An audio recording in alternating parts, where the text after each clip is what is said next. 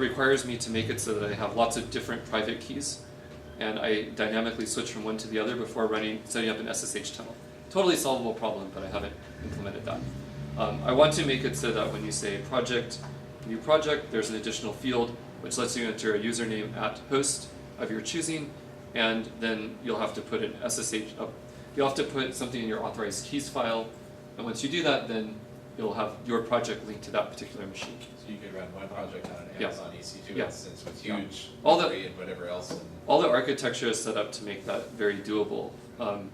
All that happens is that there's this sort of central server, and then, or several different central servers, and then what it does is it sets up an SSH tunnel from that machine to the other machine, so that one single port on your local machine matches one other port on the other machine, and then everything gets, I mean, it's just complicated to explain, but it's definitely planned that you'll be able to link any account if you want to this. But that is not something that is available right now. Okay, so that's all the functionality, and completes the demo. Next part is architecture, so I will now exit out of here. So to log out, by the way, you click there and click sign out.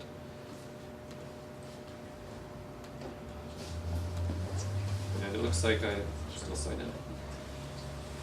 All right, any questions before I go on to architecture? Okay, so now architecture. So here's a building that you may have seen on the Ave. You can probably see it from Ecclesiatics. It's like a block away. It's the UW Tower.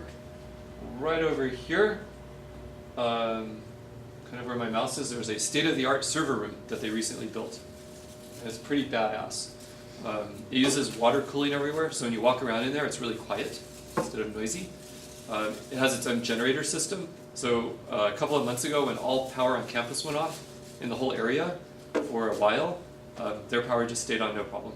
So it's very impressive. And I have 5 U's in there that I pay $100 a month for. So pretty reasonable price. And in those 5 U's I have 4 U's, sorry. I have 4 U's in there, and in those 4 U's I have 4 computers, each 1 U tall. And that is, this big square box is one of those 1 U machines that's running. And so for cloud.sage math, I've dedicated 2 of those 4 machines to cloud stuff, and then I have 2 in Delford, which is the math building. The other 2 are being used for improving the overall infrastructure for Sage development, and Keith will talk about some of that in a minute. So here's the architecture of cloud.sage math. In this little rack in the tower, which is a very, very nice hosting facility, there are, on each of the machines I'm running a bunch of virtual machines.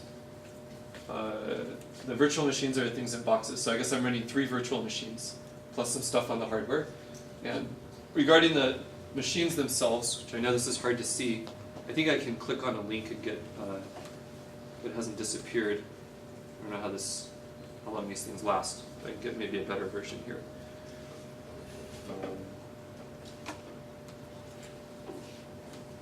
Okay, good, that's probably easier to look at. Okay, so the machines themselves are 16-core 1U Opterons with 64 gigabytes of RAM. They currently have 6 terabytes of disk, but in a few days they'll have 10 terabytes of disk each. That's local fast disk, it's very fast. And the machines are pretty quick, they're like 3 gigahertz processors. And they weren't that expensive for machines. They're around $3,000 to $4,000 each. So I'm using S-tunnel for SSH. So if you notice when you go to this, you actually see a nice little green HTTPS thing. Instead of, oh my god, go, get away, it's broken. You do not want to be here. So that's set up properly. The underlying, so I'm using S-tunnel for SSH. After that it's unencrypted, and then I use HA proxy as a load balancer and for forwarding traffic to other places. In particular, there are 2 other places that traffic gets forwarded to. The static HTTP requests go to an Nginx server process. So that serves up things like jQuery, all the static HTML and JavaScript and CSS related to the site is served that way. So, and there's a lot of that. This could be moved to a content delivery network or something else. It's completely static, never changes unless I upgrade the system. There's something also called the hub. The hub is for dynamic type stuff. It primarily communicates with the browsers via WebSockets. Though I use something called sock.js, which is a kind of an abstraction of WebSockets that allows for falling back for clients that don't support WebSockets, which are getting pretty rare these days. But sometimes WebSockets is a problem.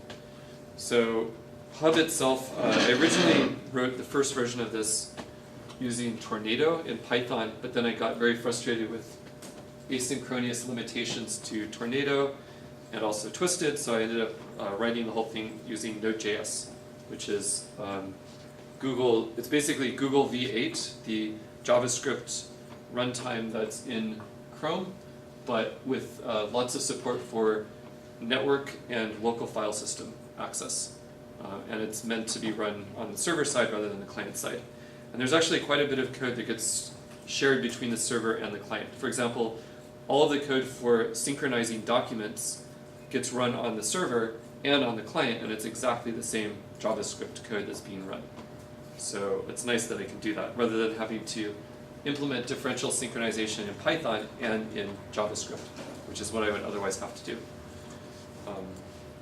So there's the hubs. So there are, so the picture that you see here, these are the various things that are running on one of these machines. The other 3 machines look identical to this, absolutely no difference whatever, except for the names. The 1 is replaced by a 2 or a 3 or a 4. If I wanted to have 8 nodes instead of 4, I would edit 2 files and restart the server, and it should just work. In theory. So it's all meant to be very scalable. When you connect to this S-tunnel thing, it can send you, it then sends it to HA proxy, which then can send you to any of these 4 machines. There's hubs running on all of them. The hubs can talk to anything, etc. And the database is, so I'll go to the database next. So the database doesn't store a lot of data right now, but it will. It does not store anything related to these snapshots. So it doesn't store your actual files. So you have this Unix file system related to each project. That is not stored in the database. I did, in fact, implement a way to store all that stuff in the database, but then I discovered that to restore from a snapshot or to save into a snapshot, it involved 2 hops in the network, which meant everything, since the network was the limiting factor, everything became twice as slow, and that was bad. So I ended up giving up on that approach. But the database stores everything else, like who you're sharing your project with, lots of logging information about when you're using your project, who the users are, etc., etc. So there's a lot stored there. And also, I'm going to have extensive support for blobs. So when you display an image, for example, in a worksheet, it gets copied back from the Sage program in which the image was created to the database, because people looking at that worksheet could be hitting the database way over here. Since you could easily have 100 people looking at the same worksheet. The way that would look architecturally is that, so you have, let me get back to that in a second, but the database will end up storing quite a lot of information because of the scalability aspects of this. The snap servers, and then finally the last thing is that there are these local hubs. What these are, they're kind of like the current Sage Notebook server. They're one single process written also in Node.js that connects to a Sage server if you want to start a Sage worksheet, or in some other way enhance a document with Sage functionality. So, which of course, when I say Sage, I mean anything, because Sage has all these other interfaces to things. Sage server is a Python program that works as a TCP server, a forking TCP server. It's you can find it on GitHub, so it's open sourced. There's also a PTY server, which is written in Node.js, which is for the terminal. So you have these 2 things running. For each user, each individual user, for each individual project, you have a local hub that runs. So if you have 5 different projects, there are 5 completely separate local hubs running. They're running as different users. They won't interfere with each other unless they happen to be on the same machine and they use a lot of resources on that machine. And a forward pay service at some point will be having a devoted machine or a dedicated machine for a given project, or for all of your projects if you want. So if you look right now, let's just go to a machine. So let's see, recent terminal. So if I go ls mount home. So these are all the projects that are allocated to this particular computer. So there's a lot of them, but there they are. If you type top, you might see other users doing stuff. So these node processes, which are using no CPU, but there's one node process for each project that's been opened on this machine. So that's what those are. If you don't open your project, then the node process would never run. So that's it for the architecture. These local hubs get connected to by, the global hub connects via SSH over here and connects to these local hubs. The local hubs then organize running a bunch of copies of Sage, running a bunch of terminals, etc. And there are some interesting things about this. For example, the browser can disconnect at any time, connect to a different hub that's across campus. Then that hub could then connect back to the same terminal, and that works fine. You can kill all of the hubs and restart them, and the local hubs continue working just fine. You can reconnect to them. So if you have some terminals running, like on your own machine, for example, if when I implement it so that you can run your own local hubs, then you could have that running. I can restart everything. I can update stuff, and when I restart it, if you reconnect, it'll just reconnect. There's a session ID, and it'll reconnect to the existing Sage sessions. So one big difference to the Sage NB is that the worksheets just keep running. You can easily have a worksheet run for days and days and days. The only thing that will stop a worksheet from running is if I reboot one of these compute servers, or you explicitly kill it. So they're really meant to just keep running and running. The same with terminals. Although I still haven't implemented.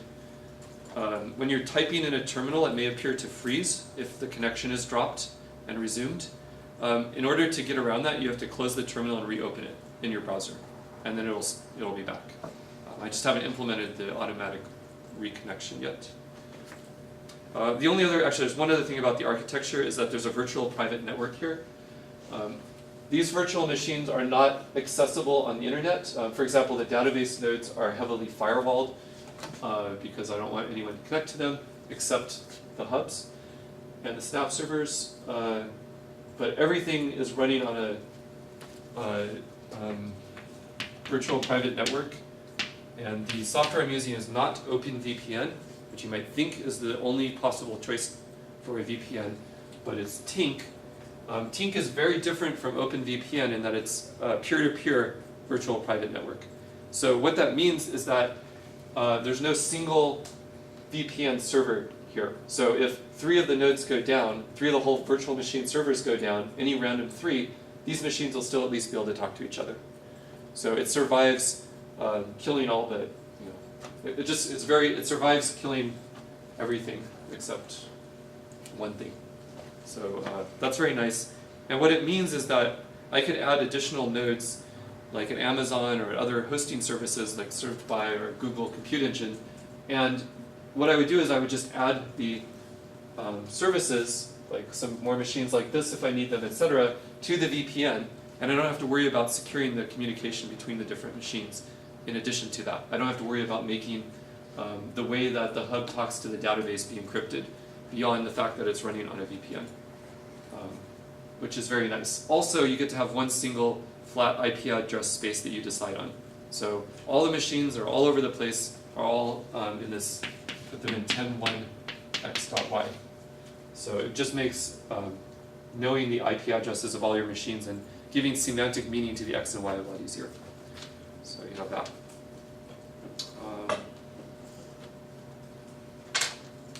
Okay, so that's the architecture. Oops. To get back to the right browser. This is, where is the right browser? Ah, okay. And the whole thing's been up for about, I mean, I only made this publicly available about 2 months ago, I think. A month into the quarter. So it's very, very new. Okay, so the architecture's done, and then I have like 2 or 3 more slides. The design goals, so I make no claim that any of these design goals have been reached, and I make no claims that cloud.sagemath is not loaded with bugs. One thing is that I'm making this, implementing and having the snapshot functionality really, really work well has, for the most part, been my top priority lately, because no matter what other bug issues you have, at least you can get your work back if it gets deleted because of some stupid bug. As opposed to in Sage MB where that was explicitly disabled a long time ago and nobody. Yeah, because it used up so much disk space. Yeah. No, that's not. That wasn't the problem anymore. It was because somebody who actually knew what they were doing never looked at it. We disabled snapshotting of worksheets because they, what it did is it made a complete copy of the entire worksheet every single time, and that would just run out your disk space, and then nobody ever got back to it. Well, the second part is what I'm going to use.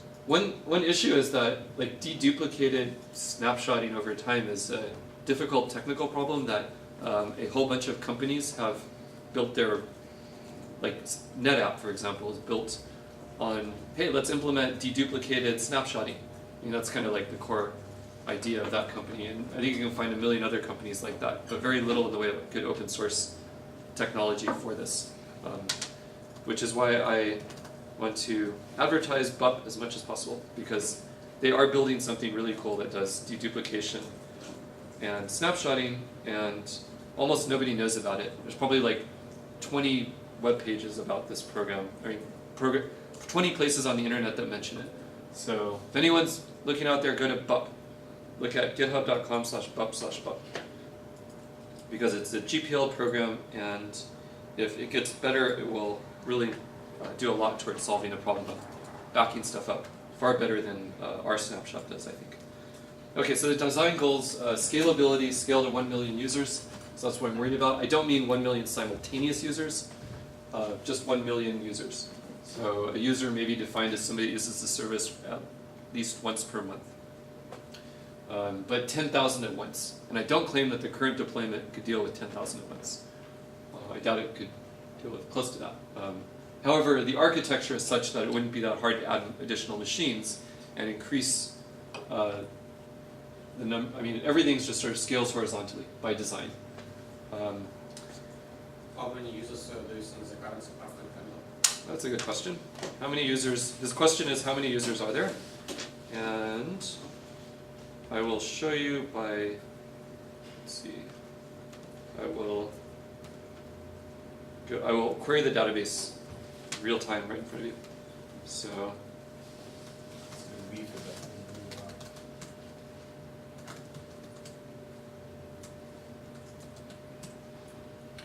I just connected to the Cassandra database, and now I can do select count from account, or select count star from accounts, and you see that there are 744 accounts right there, and there are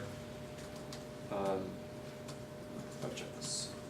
There are 976 projects. There are ways to get more users that we are not using. So Harold set up something on the SageMath website that makes a banner advertising cloud.sagemath, but to only a small percentage of visitors to the website. And we'll increase it when there are less bugs. But right now, at least, you can find it if you look.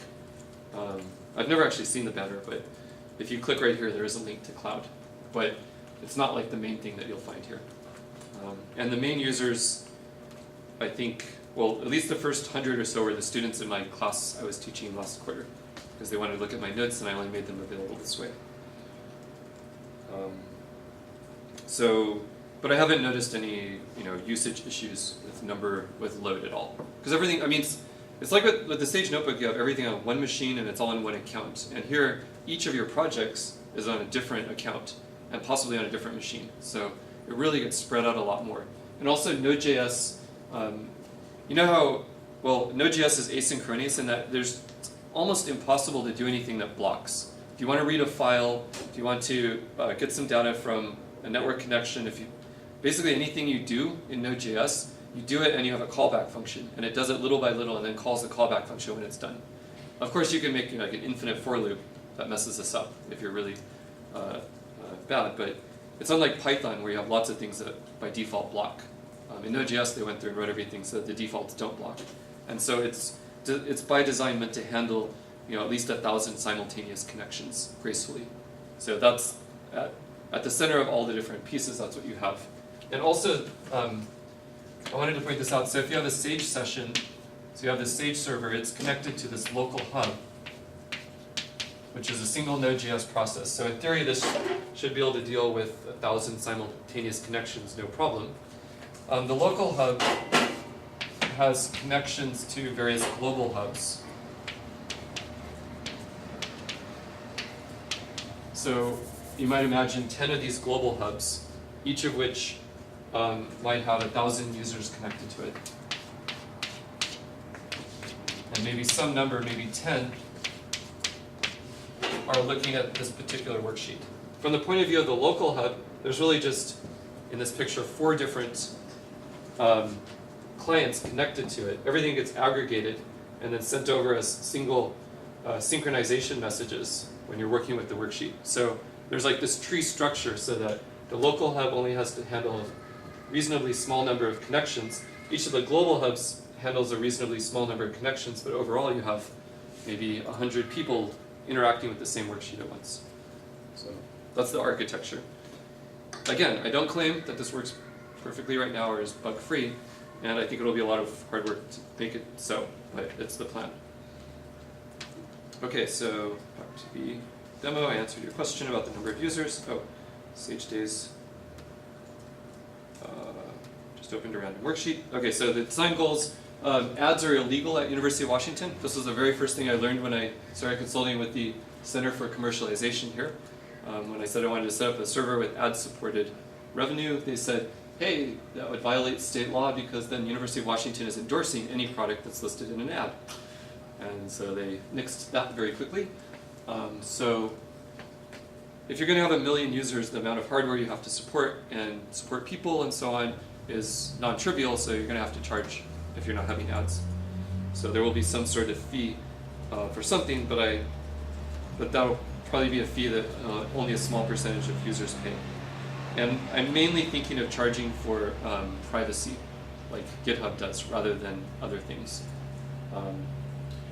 But we'll see. I mean, there may be or like infinite uptime would be sites. nice. What? Or like some of the LaTeX sites. They charge for privacy?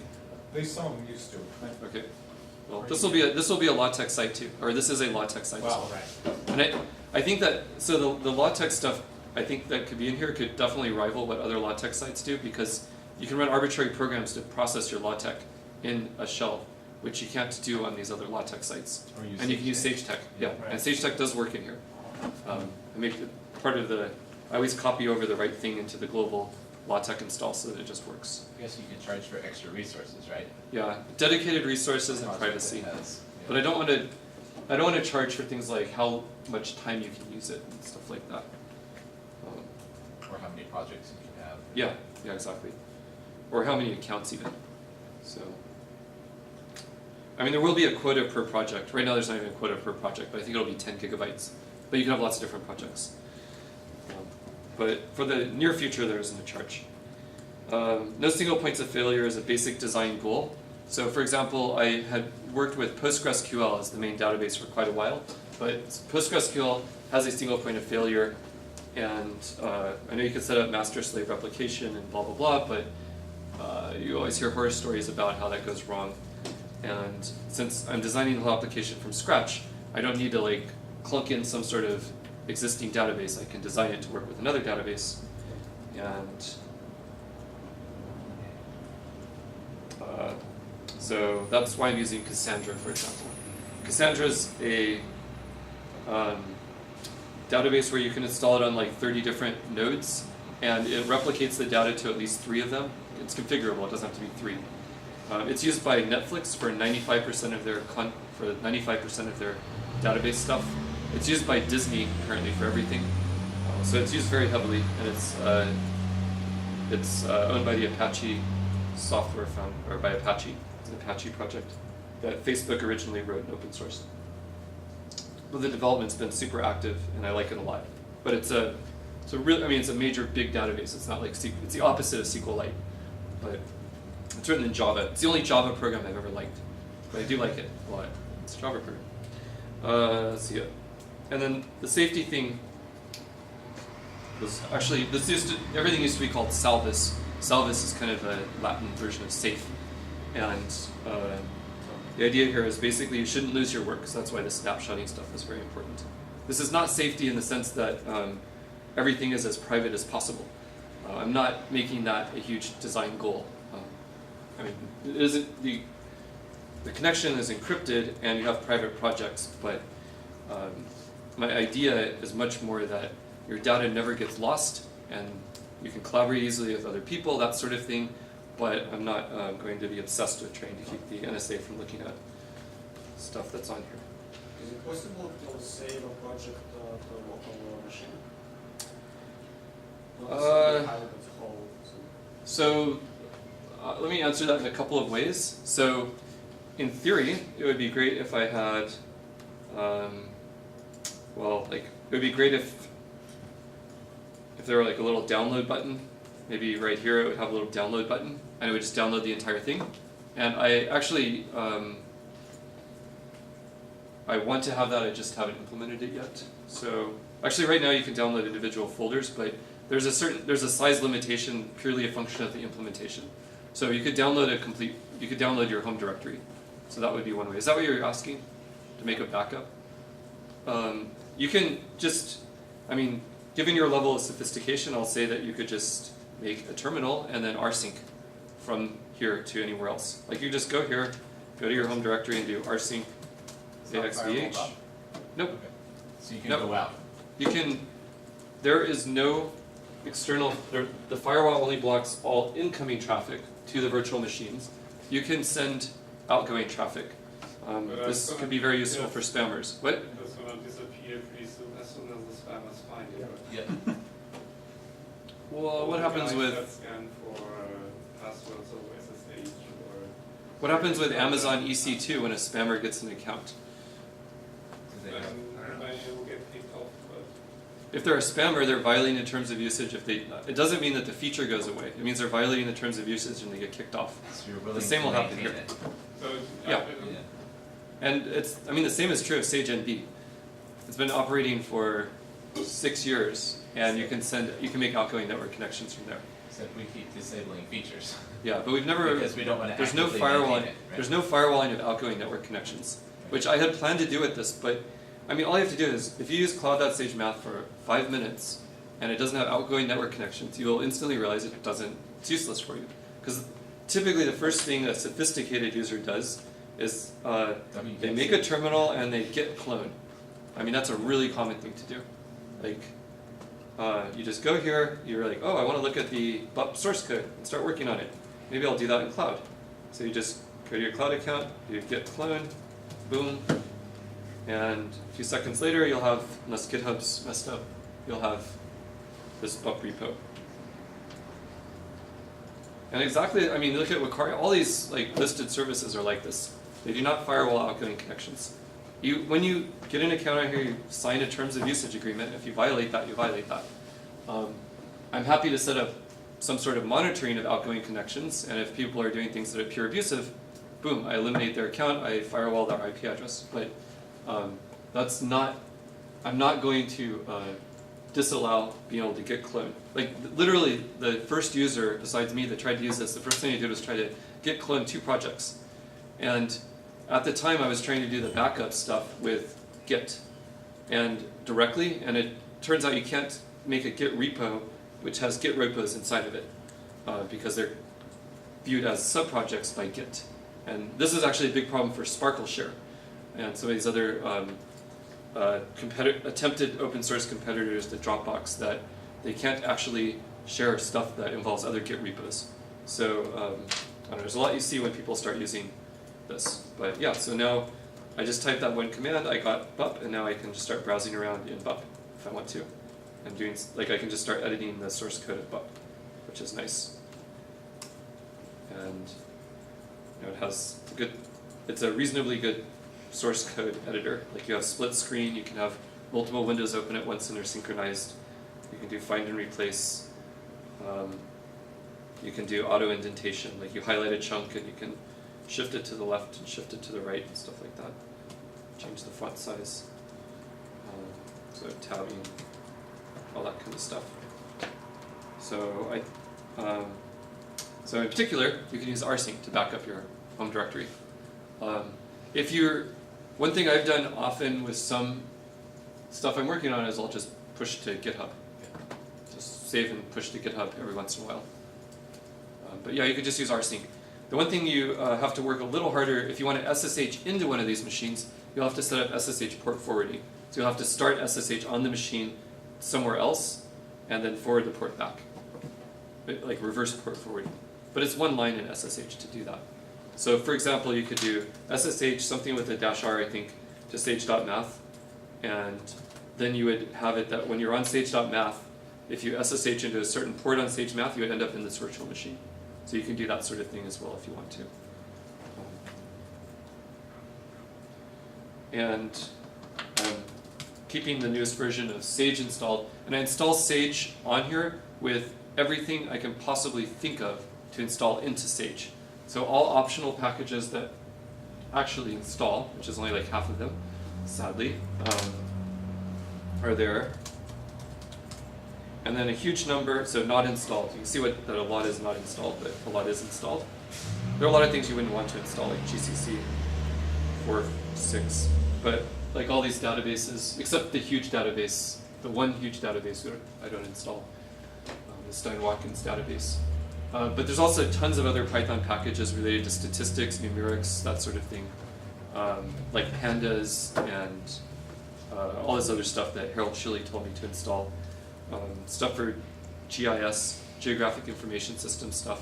I looked over the Wakari listed packages and make sure to include those, etc. And I'm always thinking of new things. I completely forgot about psage, which is my additions to Sage for research. So that's not installed yet, but it will be soon.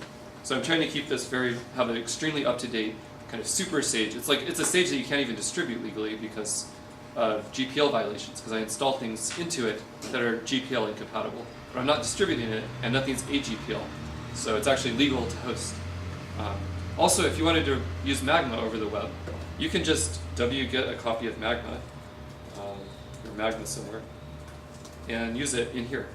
And then when you use Sage, as long as Magma's in your path, it'll see that, and you can use Magma in a worksheet or whatever. Wait, so you're going to let them download Magma onto your server? It's in their account. It's their account on a machine that... Couldn't they download arbitrarily large? There's a quota for accounts, Oh, okay. which I have disabled temporarily, but there will soon be a quota that's on, which will be 10 gigabytes per project. So what kind of machine this will have from the point of view of Magma? Because they charge you the number of cores. Yeah, let's see. I mean, I think these are 4-core VMs.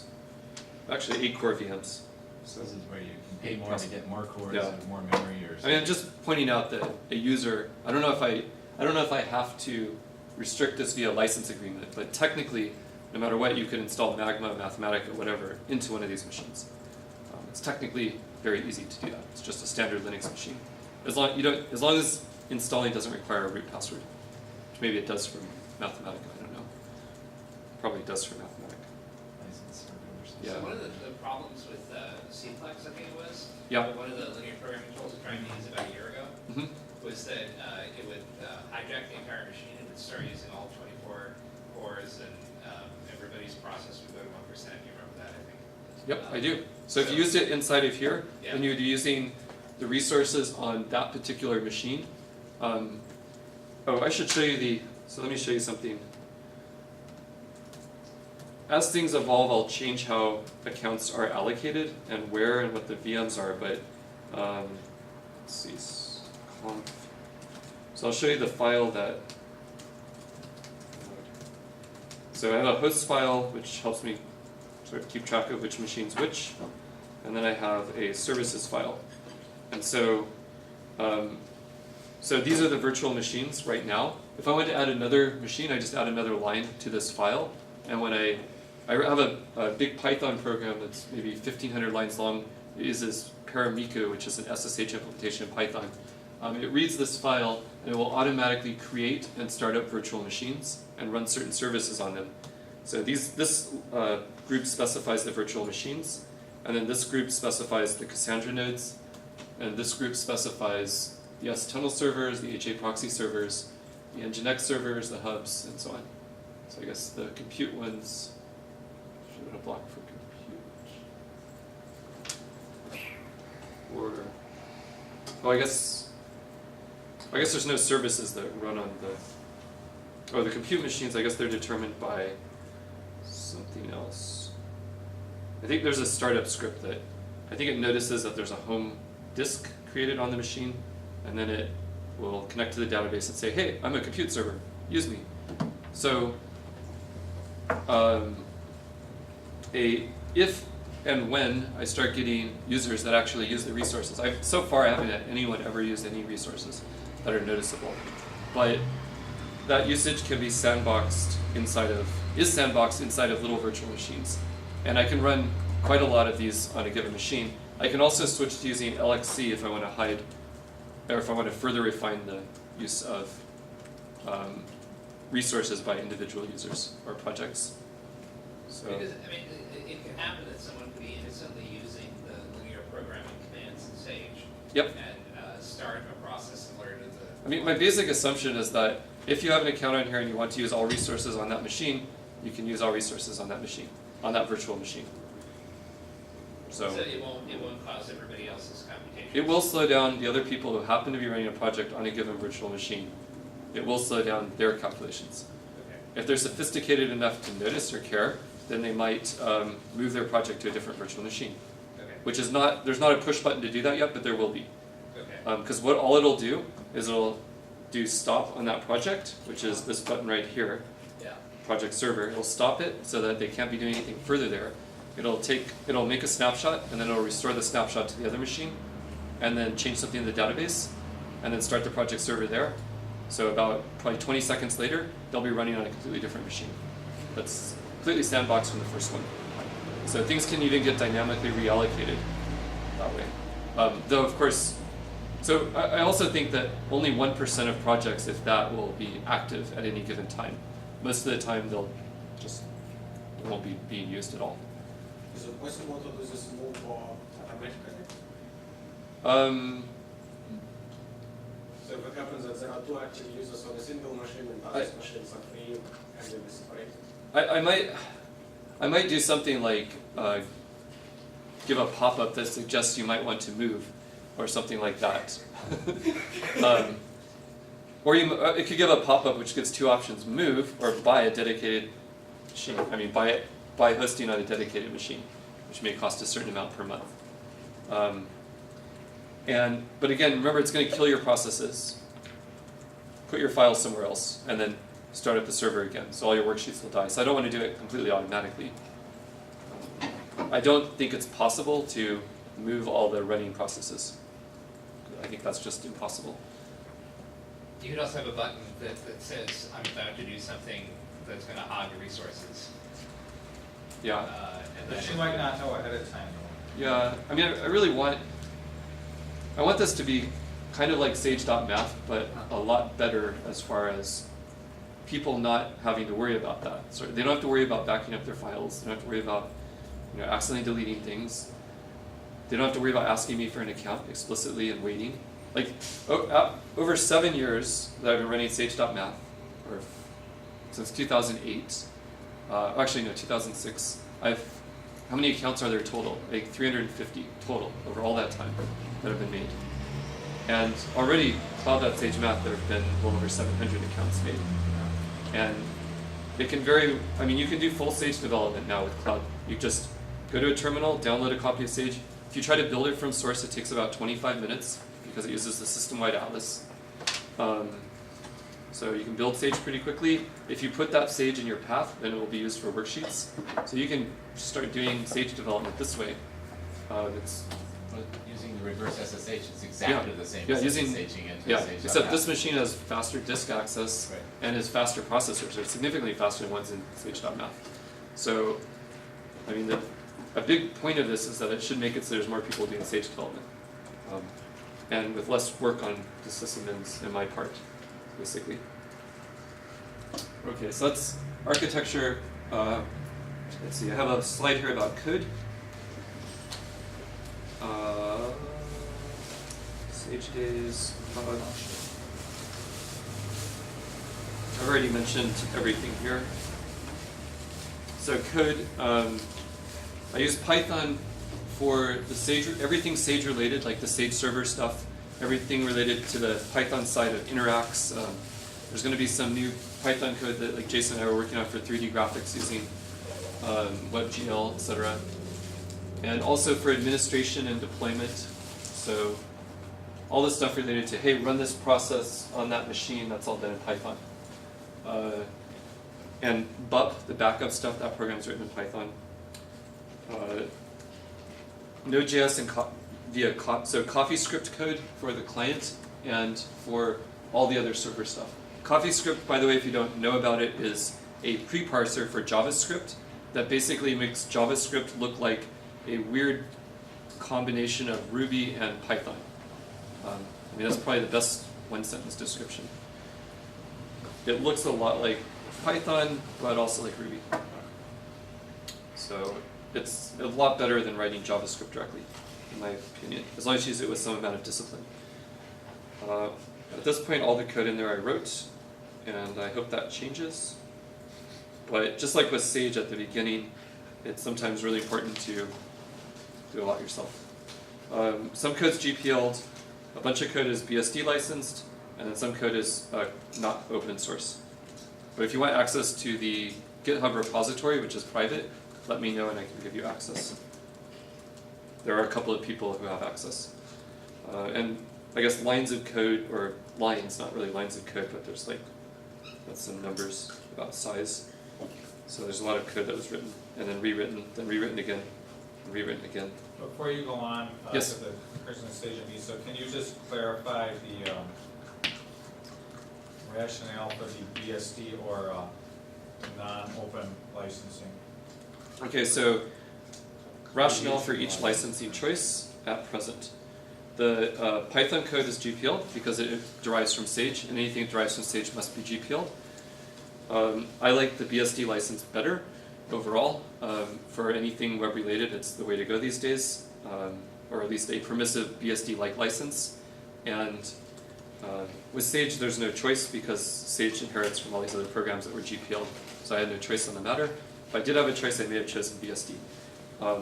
So everything that I can BSD license, so basically code that would run on your machine if you were, well, like basically all this local hub stuff, since it's potentially, when I set it up so that you can use your own resources, your own accounts rather than my virtual machines, that's running on your computer, that should be open source, I think.